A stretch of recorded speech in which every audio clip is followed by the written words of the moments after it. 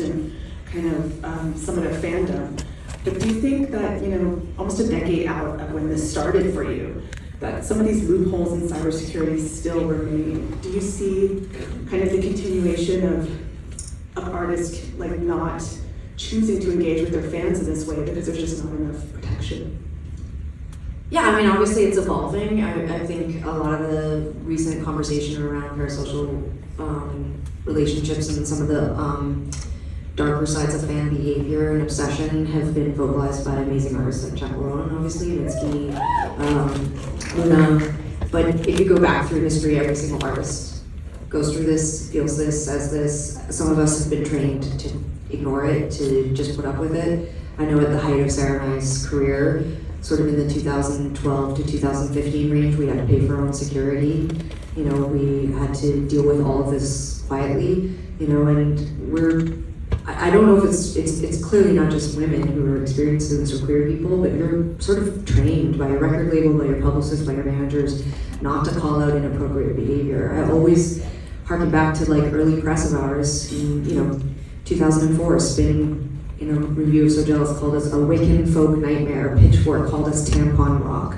A prominent New York magazine said we were fuckable.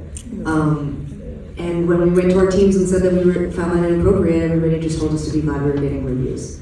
And I think that the generation now, which I mostly think is amazing and awesome, when they're annoyed and pissed off by something, they go on TikTok and they're like, you know what sucks? The fact that you take my music for free. You know what sucks? The fact that you interrupt me and my family at dinner. And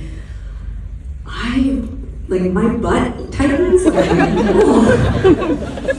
But I immediately think, but I was taught to fear being honest about what it feels like. And so anyway, I think Fanatical touches on that, but I think that it's just part of a wider conversation that is happening right now in the sphere. And I do think artists are going to have to put up with that stuff, even though our queen has said not to do it. But the reality is that when you are at the height of your peak fame and your fans are so hyped, it's hard to have a rational conversation with them about what is appropriate and not. But I think as a society, we could have a bigger conversation, like about the systemic problems in place, about how to protect artists, how to protect ourselves. We all have an addiction to social media and feel like shit when we look at it. We're all bullying each other and saying things we wouldn't to each other's faces. And I think that as a society, we need to think about that and talk about it. It's bigger than the music industry, so.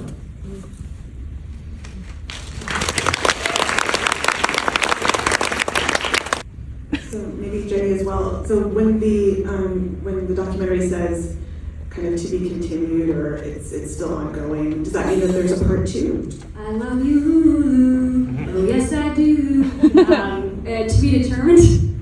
That's why I'm saying that song. I personally would really like to. I think that there is more there. But I think that one of the things that we were grappling with was that even the person that was dating Tegan had some serious mental health issues, and so we were able to uncover things, but no film is worth really hurting someone. And so we made the decision collectively that although there was some clear evidence about who it was a huge risk. And so if there's a safe way to do that, but I also think we nailed this one, so. Absolutely. Piggybacking off of that, I'm wondering about JT in the film, who was obviously somebody that was incredibly hurt by what they went through, and I'm sure that was a kind of difficult series of conversations. And when you talk about ethically kind of navigating that, what was that process like, not just for them, but other people in the film? I mean, I think we were really lucky to have such an amazing team, with Erin at the lead, the compassion, security, ethics, these were all the things that we talked about. I mean, nobody was doing the film with the hope of unmasking someone, vindication, or hurting anyone. I think all of conversations that started with Erin, Alyssa, and Jenny were had from a place of we don't want anyone to feel dumb.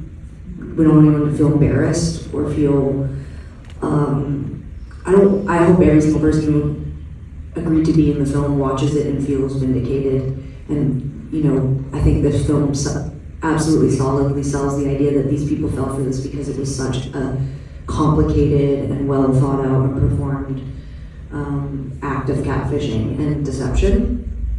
Obviously, the conversations between me and JT and me and Tara were the hardest to have. They were extremely uncomfortable. This morning I had to take Advil because my jaw was so tight from watching it in the theater last night.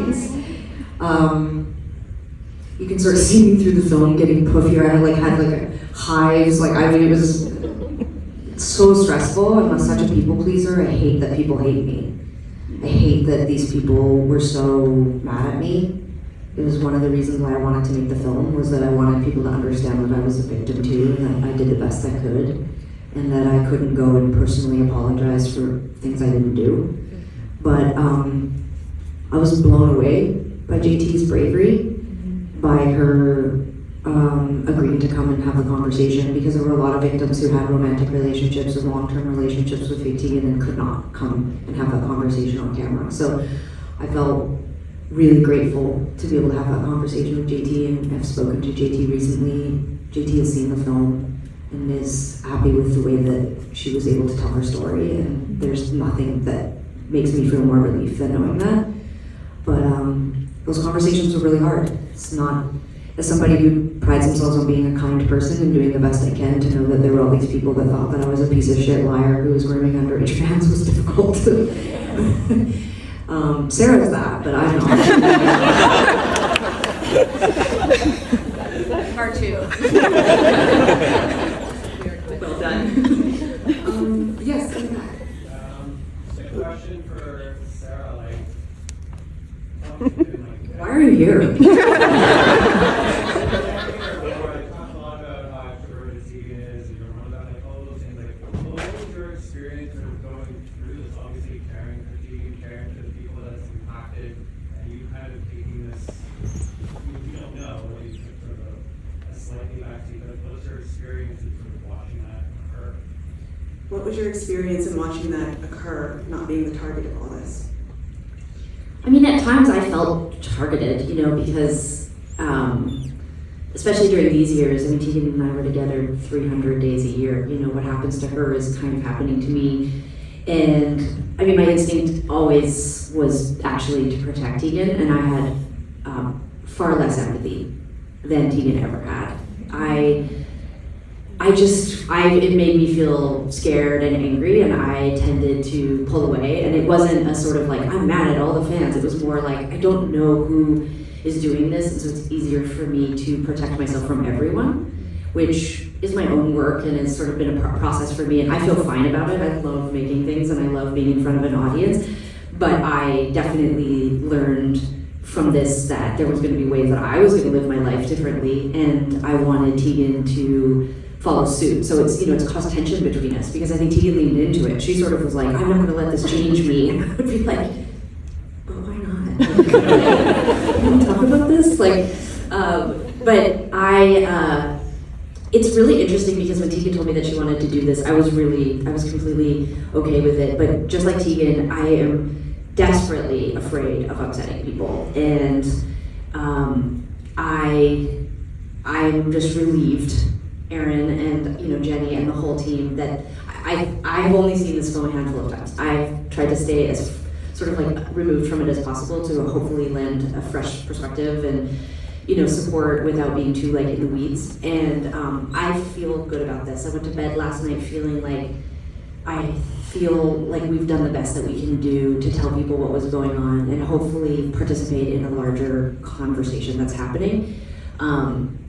I am more introverted than Tegan, but I think we've taken that to almost a comic level. I mean, I am just as big a ham as Tegan, and I do love being on stage and whatever. So I just want to say to everybody who's worried that Tegan's been keeping me hostage here in the band, I have been doing this willingly.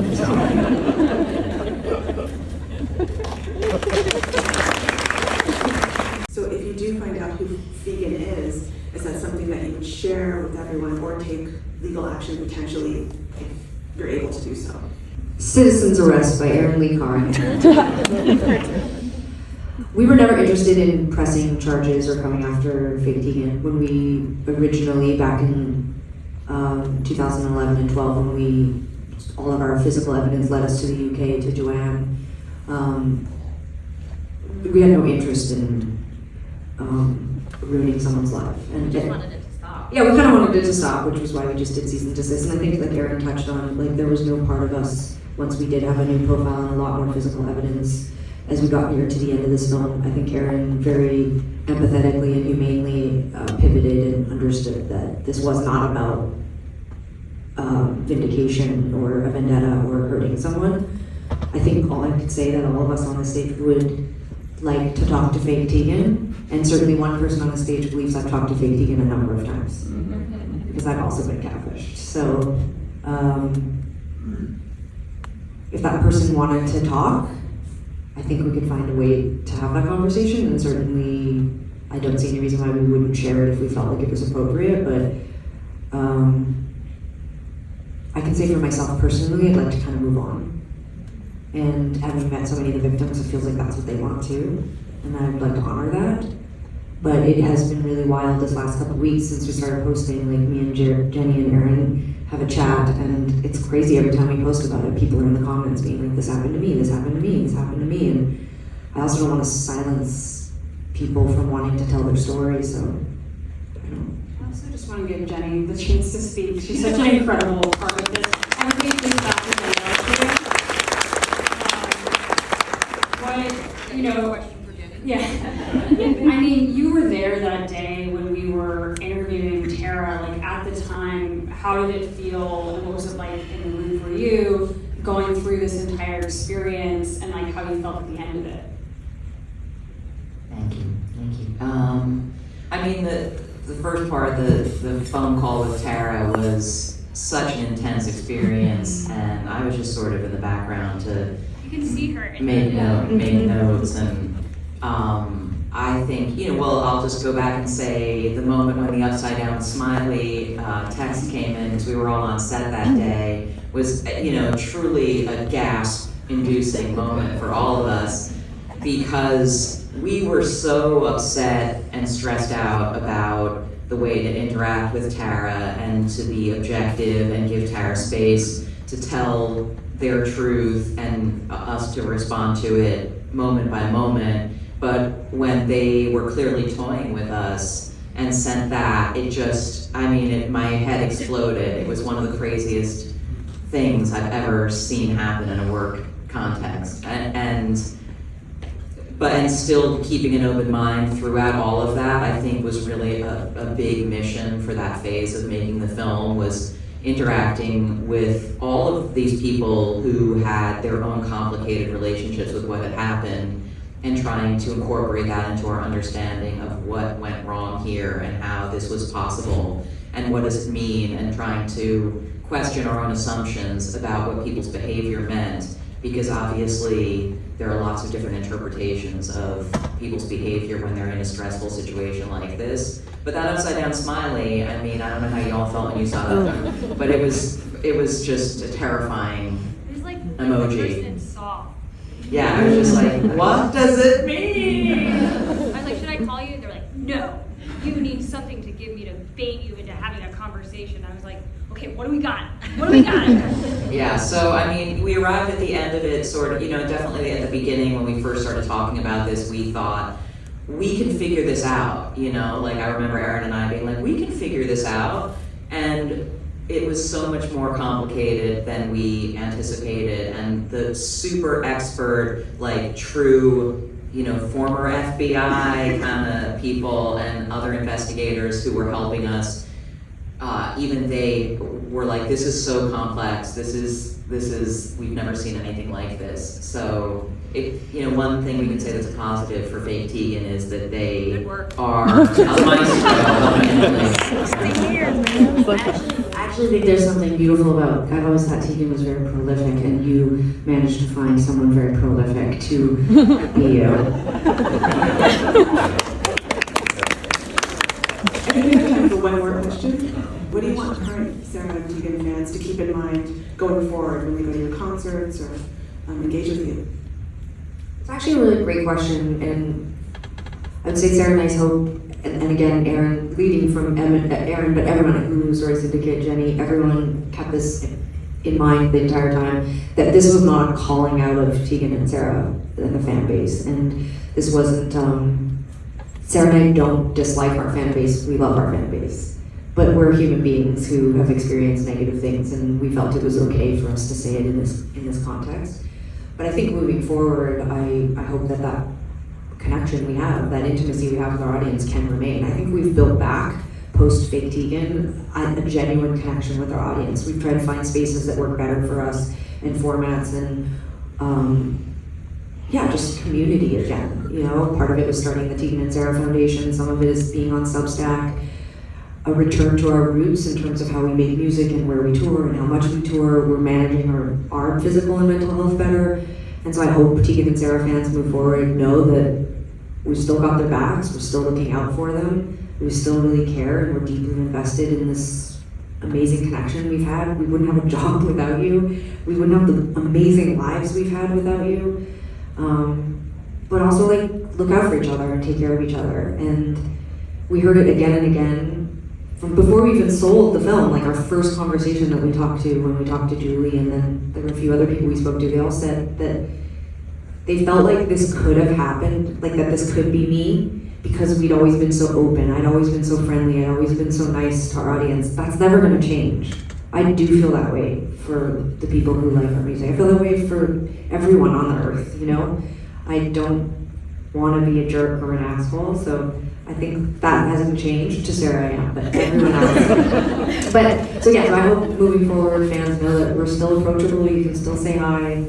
You can still come to shows and love our music, and you can still comment online. We're not mad at you. But take care of each other and watch out for each other and listen to your guts. Also, all the victims told Erin and Jenny and I that they ignored their instincts. That there was part of them that knew that it couldn't be me, and then they kind of ignored that, and they really wanted to believe it was me, and it felt really special. That's normal. That's how we feel. We want that. We go looking for that in music and art. We go looking for that on the internet. But the internet is a scary hellscape, so also be careful, you know. Takeaway is that the internet is a scary hellscape. The internet is scary. Thank you. That's what my work will be for the next 20 years. Keep using the internet. Thank you. Thank you. Thank you for opening up, and thank you for telling a story in such a respectful and thoughtful manner and sharing it with Toronto. Thanks for your questions.